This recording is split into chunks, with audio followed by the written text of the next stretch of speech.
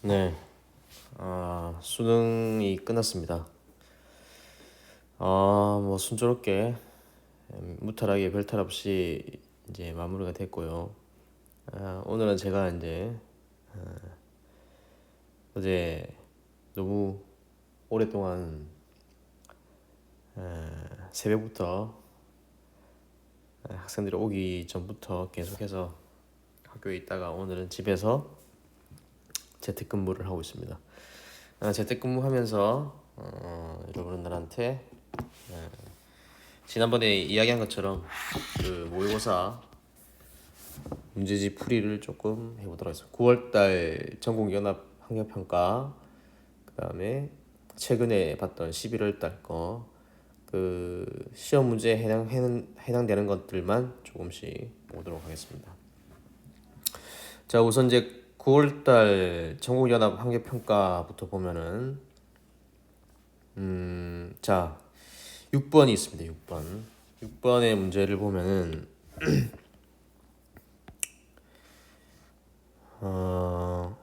갑을 사상가들의 입장에 적절한 설명. 여기 보면 갑 형벌 및 집행의 수단은 인간의 정신에 가장 효과적이고 지속적인 인상을 만들어내는 동시에 수용자의 신체에는 가장 작은 고통을 주는 것이 된다. 가장 효과적이면서 오랫동안 인상을 만들어내야 되고 가장 작은 고통을 줘야 된다. 이런 내용은 공리주의적 입장을 이제 우리가 엿볼 수가 있는데, 인간의 정신에 가장 효과적이고 지속적이게 지속되는 인상을 만들어내는 것이 좋다, 효과적이다라는 것은 이 지속성을 무엇보다 중요한 그 형벌의 효과로 이야기를 하고 있다는 거죠. 그래서 요거는 공리주의적 입장을 제시하고 있는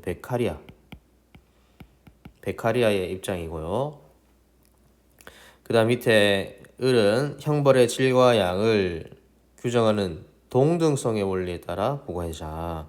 동등성의 원리 하면은 여러분 칸트가 되는 거죠. 칸트는 응보주의가 되는 거고요. 응보주의. 그래서 이 형벌 이론에 대한 문제가 나오게 된다면 주로 베카리아, 칸트, 그 다음에 이순위가 이제 루소와 공리주의 뭐 이런 식으로 출제 빈도를 이야기할 수 있고요. 그 다음에 자 기억부터 보면 갑은 형벌의 효과가 강도보다 지속성에 달려있다니 맞는 거죠. 형벌의 강도보다는 지속성이 훨씬 더 형벌의 효과가 뛰어나다. 여기서 이제 말하는 형벌의 효과라는 것은 범죄 예방을 말하는 것이겠죠. 범죄 예방. 그 다음에 니은 을은 단지 범죄를 저질렀기에 형벌을 부과해야 된다. 이건 맞는 거죠. 그러니까 형벌을 부과하는 기준, 어떤 그 준거는 뭐냐? 단지 범죄를 저질렀기 때문에. 그러니까 명백한 범죄 행위. 그래서 범죄를 저질렀다는 이유로만 형벌을 부과해야 된다. 이걸 이제 칸트가 형벌의 정언명령이다 이렇게 얘기했었는데, 다른 이유로 형벌을 부과하지 말고 사회 전체 이익이나 범죄 예방이나 기타 등등 다른 이유로 형벌을 부과하는 것은 그 범죄자를 수단으로 대우하는 것이기 때문에 옳지가 않고 단지 범죄를 저질렀다는 이유로만 형벌을 부과해야 된다. 이게 형벌의 정언명령을 주장하고 있는 칸트의 입장입니다. 다음 디귿 갑은 을과 달리 범죄자를 항상 목적으로 존중해야 된다. 범죄자를 항상 목적으로 존중하자라는 고 것은 이제 인간 존엄성인데, 인간 존엄성을 보다 목적으로 존중해야 된다라고 이제 강조한 사람은 칸트가 되겠죠. 칸트. 근데 여러분 여기서 주의할 것은 뭐냐? 이 베카리아와 칸트는 둘 다 인간 존엄성을 굉장히 강조를 하는 사람들입니다. 둘 다. 그러니까 우리가 형벌을 부과할 때 반드시 고려될 것, 예. 형벌을 부과할 때 항상 고려해야 될 것이 바로 인간 존엄성이다. 그러니까 인간 존엄성을 고려하면 사형은 인간을 존엄하게 여기는 것이 아니기 때문에 반대한다. 이렇게 되면 이제 베카리아가 되는 거고, 인간은 동물이 아니기 때문에 자신의 행위에 대해서 스스로 책임질 수 있다. 그래서 살인을 저지른 사람을 인간으로서 대우해 주려면 사형을 받기에는 답이 없다라고 이야기한 사람은 칸트가 되는데 어쨌든 뭐 결론적으로 사형에 대한 입장은 두 사람이 갈라지지만 이 인간 존엄성을 고려해야 된다라고 하는 것은 두 사람의 공통점이다 이렇게 볼 수가 있다는 거예요. 그래서 이거는 틀렸고요.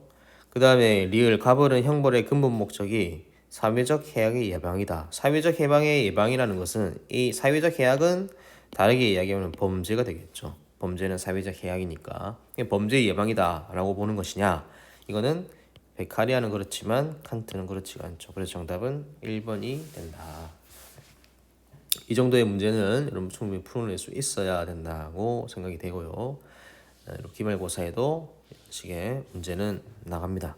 그 다음 을이 갑에게 제기할 수 있는 반론 이렇게 얘기하는데 자 여기 한번 읽어보면은 과학 공동체의 일원인 과학자의 윤리적 책임은 내적 책임뿐이다. 내적 책임뿐만이다. 내적 책임은 뭐냐면 그 과학 기술을 연구하는 과정에서 우리가 책임져야 될 거. 그러니까 표절이라든지 뭐 날조라든지 위조라든지 또 뭐 이런 거 하지 말아야 된다라는 것이 내적 책임이고 이걸 우리가 보통 연구윤리 이렇게 제가 이야기를 한 적이 있습니다. 연구윤리. 그 다음에 과학은 윤리학과 달리 가치 중립적으로 사실을 연구하는 학문이다. 가치 중립주의죠. 그래서 객관적인 방법을 사용해서 지식과 합의를 도출해내는 것만이 과학자의 몫이다. 그래서 이거는 내적 책임만 인정하면서 더불어서 가치 중립 이렇게 정리를 해볼 수가 있는 거예요. 그 다음에 을 보면은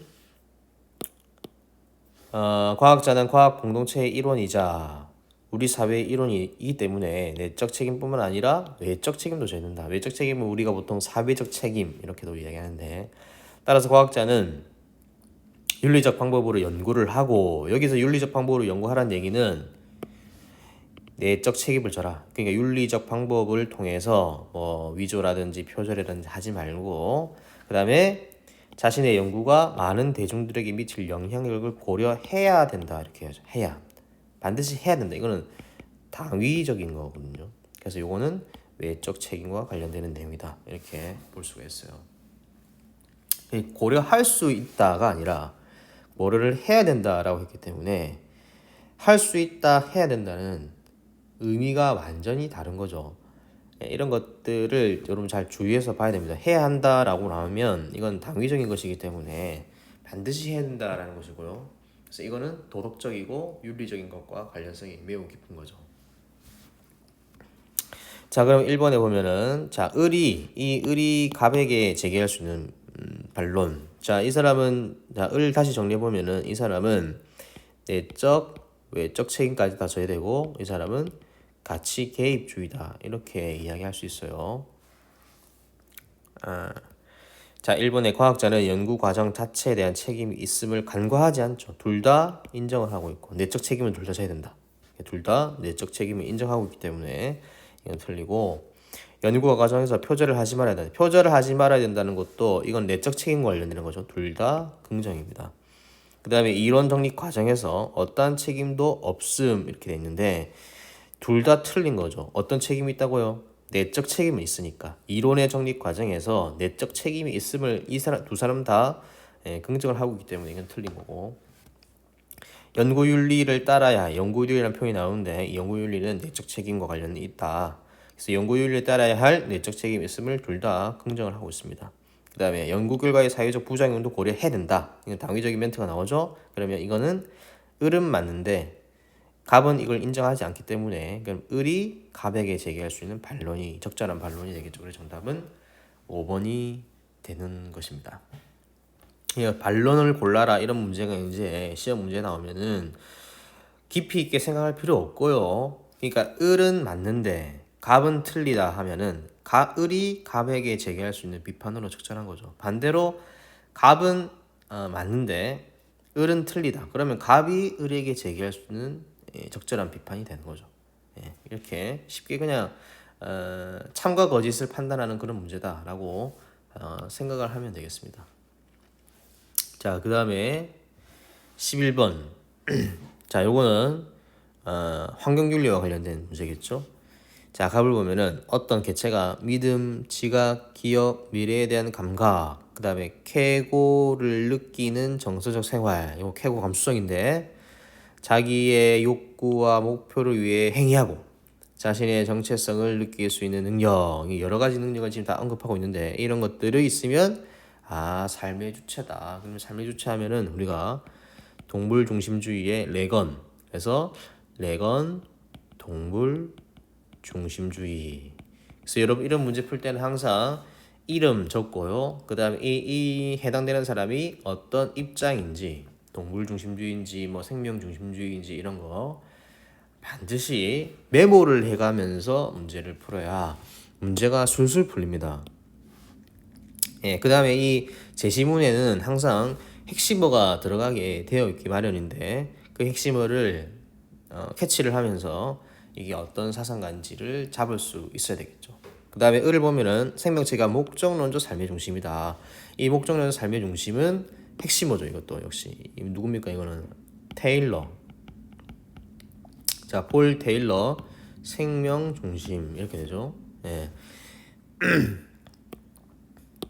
자, 목적론적 삶의 중심이라는 것은 생명체의 내적 기능과 외적 활동이 모두 목표 지향적 또는 목적 지향적이고 자신의 생존을 유지하고 종을 지속시키려는 항상적인 경향성. 그래서 자신의 생존을 유지하고 종을 지속시키려고 번식을 하려고 한다. 그래서 이걸 뭐라고 그러냐면은 자기 고유의 선이다 이렇게 얘기했어요. 여기서 말하는 이 테일러가 말하는 자기 고유의 선이라고 하는 것은 이것은 일종의 윤리적인 선이 아닙니다. 윤리적인 선은 인간만 할 수 있는 거죠.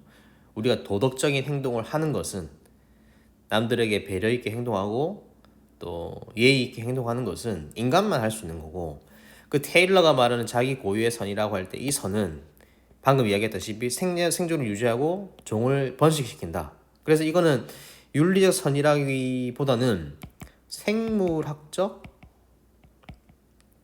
선이다. 이렇게 보는 게 맞습니다. 그러니까 윤리적인 것이 아니에요. 이거는 자기 고유의 선을 가지고 있다라고 하는 것은 자기 고유의 목표 또는 목적 이렇게 되는데 그 목적이라는 것은 윤리적인 목적이 아니다. 생물학적인 목적 선이다. 이렇게 보는 게 맞는 거예요. 자, 그러면 1번 기읍. 인간은 동물에게 내재적 가치를 부여하는 주체인가를 물어보고 있어요. 우리가 어떤 대상에게 B라는 대상에게 A라는 사람이 B라는 대상에 가치를 부여했다는 얘기는 이 B는 어떻습니까? A에 대한 수단적 가치를 가지고 있는 거죠. 우리가 어떤 대상에게 저 대상이 가치가 있다 없다를 판단하기 위해서는 이 가치의 우위로 보자면 A가 중심인 거죠. B보다는. 그러니까 인간이 동물에게 내재적 가치를 부여한다라고 하는 것은 인간이 동물보다는 훨씬 우위에 있어. 이렇게 이야기하는 것과 다른 것이 아니죠. 그러니까 이거는 만약 동물에게 내재적 가치가 있는데 그 내재적 가치라는 것을 인간이 부여하는 거야 라고 하면은 이거는 사실상 인간 중심주의적인 입장입니다. 그래서 이건 틀린 거예요. 그 다음에 레건이라고 하는 사람은 동물에게 내재적 가치가 있는 것이 맞는데 그 내재적 가치는 인간이 부여하는 것이 아니라 그 동물 그 자체로 가지고 있는 가치. 그러니까 동물에게 내재적 가치를 부여하는 주체다라고 하는 말은 맞지가 않습니다. 네, 그 다음에 니네 모든 동물은 삶의 주체이므로 도덕적 권리를 지닌다 이렇게 이야기했는데 이건 어디가 맞지가 않느냐? 중요한 부분은 모든 동물이 되는 거죠. 네. 이 레건이라고 하는 사람이 삶의 주체 이야기하면서 굉장히 다양한 능력, 그래서 이 믿음, 지각, 기억 이런 것들은 어느 정도의 이성적인 능력도 있어야 되고 쾌고 감수성도 있어야 되고 그 다음에 다른 여러 가지 기능들이 능력들이 필요하다라고 했는데 이런 것들을 다 갖추고 있어야 삶의 주체다라고 했는데 이런 능력들을 다 갖추고 있는 존재들은 인간과 더불어서 일부 동물에 한정되어 있죠. 그래서 모든 동물은 틀리다. 그래서 예언이 틀린 거고요.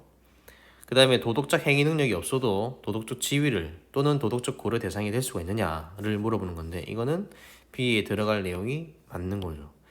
이 도덕적 행위 능력, 이 도덕적 행위 능력이란 말은 뭐냐면 도덕적으로 행동할 수 있는 능력이 있느냐 이걸 물어보는 건데 이 도덕적 행위 능력은 인간만 가지고 있는 겁니다. 인간만. 그럼 동물이나 식물이 도덕적 행동을 하는 것 자체가 말이 안 되는 거죠. 그러니까 인간만 할 수 있는 건데 그러니까 인간이 아니어도 도덕적 지위에 지닐 수 있는가 이걸 물어보는 거예요. 그러니까 이 말은 어디에 적용이 되느냐?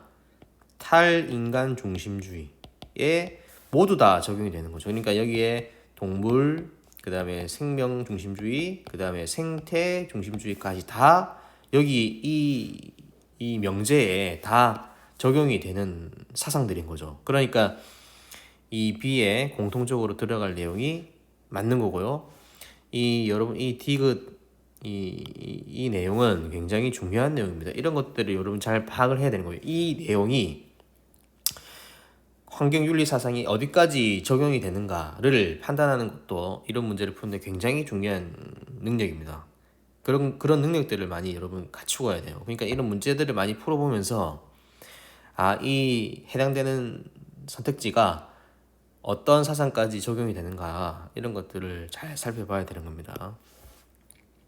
그 다음 모든 생명체는 고유의 선 나오죠? 자기 고유의 선을 지닌 도덕적 배려의 대상이다. 이거는 맞는 거죠. 이거는 생명체라고 했기 때문에 생명체라고 했기 때문에 이거는 뭡니까? 그러면 이거는 어디에? 생명 중심주의에 해당이 되는 거겠죠. 그 다음에 덧붙여서 생태 중심주의도 모든 생명체가 도덕적 지위 안에 들어가니까 생명 중심주의, 생태 중심주의에 다 해당이 되는 설명이겠죠. 그러니까 레거는 동물 중심주의고 생명 중심주의, 테일러는 이 C에 여기만 들어가야 되는 것이니까 이 리을에 들어간 것이 맞는 거겠지. 그래서 정답은 3번이 됩니다. 3번. 제가 지금 이 문제를 오랫동안 설명을 하고 있는데 이런 문제를 여러분 잘 풀 수가 있어야 되는 거예요. 그 다음 가벌 사상가들의 입장으로 가장 적절한 것 우리는 먼저 인간이 되고 그 후에 국민이 된다. 이거 굉장히 유명한 말이라고 그랬죠. 이건 누구다?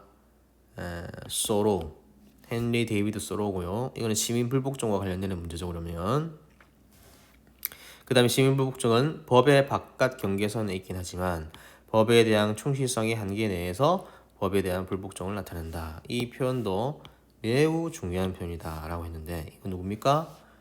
이거는 롤스.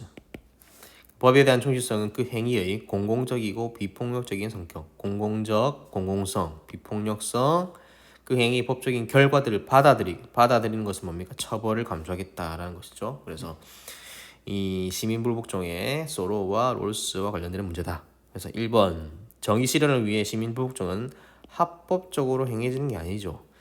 시민불복종 자체가 위법이기 때문에 합법적으로 이루어지는 게 아니죠. 틀렸고요. 시민불복종의 근거는 양심이 아니라 법에 대한 존경심이라고 했는데 이거는 바뀐 거지. 법에 대한 존경심보다 정의에 대한 존경심. 그 정의라고 하는 것은 양심이다. 그래서 틀렸고요. 시민불복종은 체제 변혁을 목적으로 하는 비공개적 저항이다. 비공개적인 것도 아니고 공개성이 있어야 된다라고 했습니다. 롤스가. 그 다음에 체제 변혁의 목적이 아니죠. 체제 변혁은 일종의 혁명 이 정도로 우리가 표현할 수 있겠고 이 시민불복종은 뭐라고 했습니까? 일부의 법이나 또는 제도나 또는 정책 일부 정책, 법률, 제도를 변화시키고자 하는 그런 목적에서 하는 거죠. 체제 변혁이 아니라. 그 다음에 시민불복종은 사회 구성원이 공유된 정의관에 근거해야 된다. 이거는 맞는 설명이죠. 그래서 롤스는 뭐라고 그랬었냐면은 롤스는 이 공유된 정의관, 그 다음에 공유된 정의감으로 이걸 근거로 해서 시민불복종이 정당화된다라고 주장을 하고 있고, 그 다음에 여러분이 꼭 기억해야 될 거 정의의 원칙. 예. 이 정의의 원칙에 근거해서 시민불복종이 일어날 수도 있다. 특히 정의의 원칙 중에 평등한 자유 원칙이나 기회균등의 원칙을 심각하게 어기는 법이나 제도나 정책에 대해서는 우리가 불복종할 수 있다. 이게 정의의 원칙을 불복종하는 게 절대로 아니죠. 정의의 원칙은 훌륭한 것이고 이것은 정의로운 것이기 때문에 절대 건드릴 수가 없는 거고요. 항상 옳은 것이고, 이 정의의 원칙을 위반하는 법이나 제도나 정책에 대해서 불복종한다. 그 다음에 불의에 저항하는 시민 불복종이 비폭력이 필요는 없다는, 둘 다 비폭력성. 그래서 틀렸습니다. 그래서 여러분 또 주의해야 될 것이 이 소로우와 롤스는 차이점이 있다. 그래서 시민 불복종이 정당화되는 여러 가지 요건들 중에서 소로우는 그 양심에 어긋나는 법은 바로 즉시 어겨도 된다라는 입장이기 때문에 최후의 수단일 필요는 없다. 그러나 롤스는 최후의 수단으로 행사가 된다. 그래서 이 두 사람의 차이점은 여기서도 나타난다. 이 정도로 이야기를 하고 넘어가겠습니다. 그다음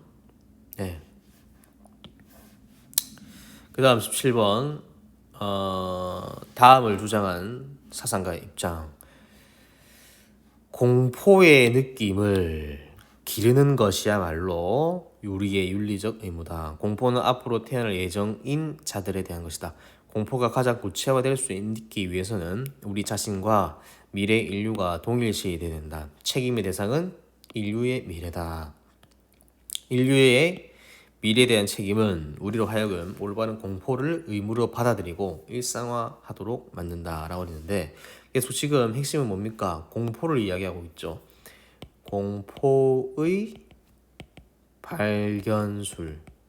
그러니까 공포를 발견하는 것이 어떤 과학 기술에 관련되는 이점이라든지 도움되는 점이나 이런 것들을 생각하는 것보다 과학 기술로 인해서 우리가 예상할 수 있는 문제점, 뭐 여러 가지 해악 이런 것들을 고민하는 것이, 그런 것들을 먼저 고민하는 것이 더 중요해. 그래서 공포의 발견술 이렇게 얘기했는데, 그래서 악에 대한 인식이 선에 대한 인식보다는 훨씬 더 쉽다, 이렇게 이야기를 하고 있습니다. 그러니까 악을 먼저 발견하는 것이 선을 발견하는 것보다는 더 쉽다. 그래서 이 악이라고 하는 것이 이제 공포가 되겠는데, 이거는 누굽니까? 그래서 요나스가 되는 거죠. 요나스.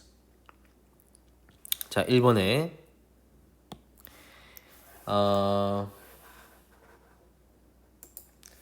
현 세대는 인류가 지속적으로 존재하도록 행해야 한다. 이게 정답이죠.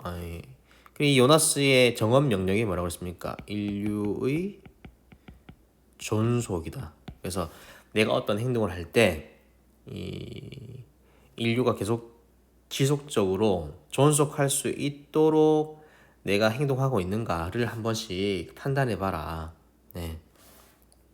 그 다음에 이번에 인류는 이성일 지닌 존재만을 도덕적으로 책임지는 게 아니라 이 책임의 대상은 뭐라고 그랬냐면은 현 세대. 자, 현 세대 플러스 미래 세대. 뭐 현 세대나 미래 세대는 둘 다 인간이겠죠. 그 다음에 덧붙여서 자연, 그 다음에 생태계까지 이 책임의 범위가 확대된다. 그래서 인류는 이성을 지닌 존재만, 인간만을 도덕적으로 책임져야 된다는 것은 틀렸고요. 현 세대와 미래 세대가 호혜성에 따라 서로 책임져야 된다. 이건 틀렸습니다. 미래 세대는 아직 태어나지 않았기 때문에 이 미래 세대 태어나지 않은 사람들이 어떻게 이 현재 살고 있는 우리들에게 책임을 질 수가 있습니까? 말이 되지 않고요. 그래서 요나스가 뭐라고 얘기했냐면은 이 책임은 일방적인 책임이다. 그래서 이것은 부모, 이렇게 적겠습니다. 자녀에 대한 부모의 책임과 비슷하다. 그래서 부모님이 자녀에게 하는 책임은 일방적인 거죠. 그러니까 뭔가 내가 부모가 자녀한테 내가 50을 줬으니까 자녀도 나한테 50을 주겠지라는 차원에서, 그러니까 이게 바로 호혜성인데, 호혜성. 서로 은혜를 베푸겠다는 거거든. 그러니까 내가 50을 줬으니까 니도 나한테 50을 줘야 돼 라는 이런 책임이 아니다.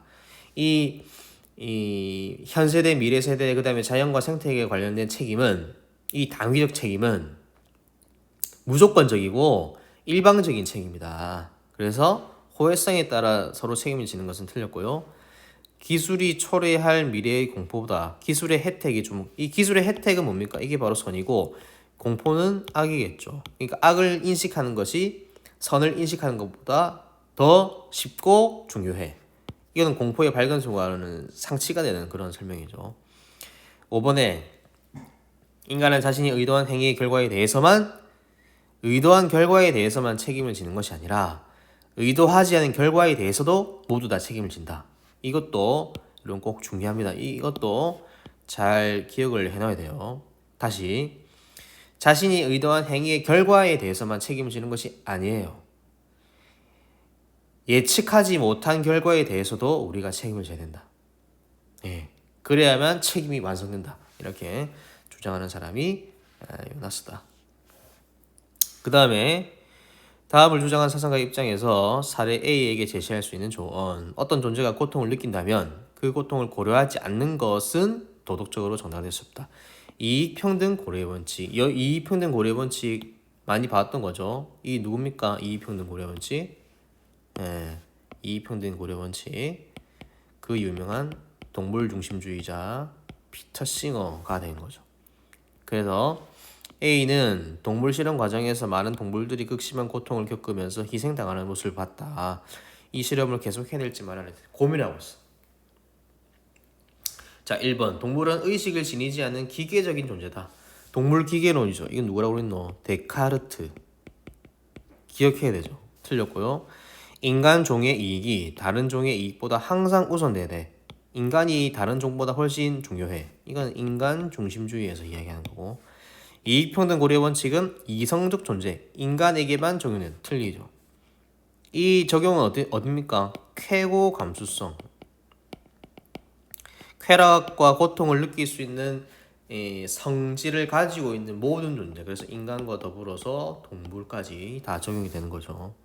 모든 생명체는 인간과 동일한 도덕적 행위의 주체다. 이 생명체 나오면 뭡니까? 이거는 생명 중심주의가 되는 거지. 틀렸고요. 쾌고 감수 능력을 지닌 모든 존재에게 도덕적 지위가 있다. 그래서 정답은 5번. 이거는 동물 중심주의와 관련되는 그런 문제가 되겠습니다.